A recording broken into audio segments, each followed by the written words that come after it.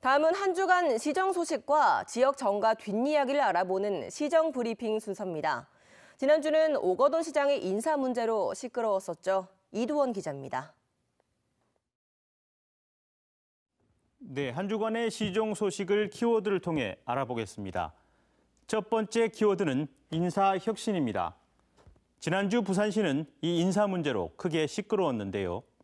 부산시 산하 공사공단 사장 후보 가운데 2명이 LCT 측으로부터 장기간 선물을 받아왔다는 논란이 불거지면서 부적절하다는 시의회 의견이 나왔고요. 공기업 사장으로서 그 역할과 책임을 다하기에는 부족한 것으로 최종 판단하는 이 경과 보고서를 채택하기로 하였습니다. 결국 후보들이 사퇴하는 상황이 빚어졌습니다. 오거돈 시장은 공직자의 도덕성에 대한 시민의 눈높이를 알게 됐다고 밝혔는데요.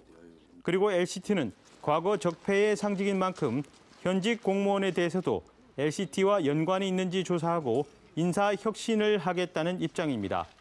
결국 자체 인사 검증이 부실했다는 점을 직접 인정한 셈입니다. 두 번째 키워드는 박특보 복귀입니다.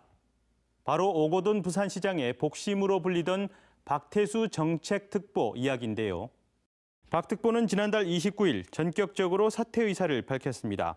최근 에코센터 민간 위탁을 추진하면서 노조의 반발을 샀고 또 월권을 해왔다는 논란이 인 것에 대해 개혁을 위해 일했을 뿐이라며 오해를 받기보단 물러나겠다고 밝혔던 겁니다.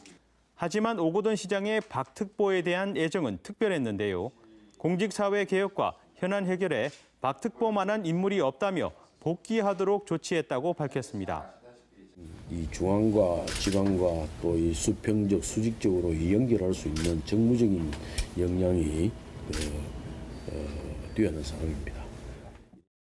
하지만 그동안의 사태에 대한 본인의 공식적인 입장 표명도 없이 어물쩍 돌아오는 모양새여서 달라지는 게 있겠느냐는 지적도 나옵니다. 마지막 키워드는 부산 먹는 물 어쩌나입니다. 부산시는 지난주 낙동강 생태탐방선에서 부산취수원 다변화 관련 현장 설명회를 열었는데요. 부산 수돗물에 대한 불안한 지표들이 다시 한번 강조됐습니다. 대구나 구미에 있는 공단 폐수로 인해 각종 화학물질이 섞인 낙동강 하류물을 취수원으로 하고 있는데요.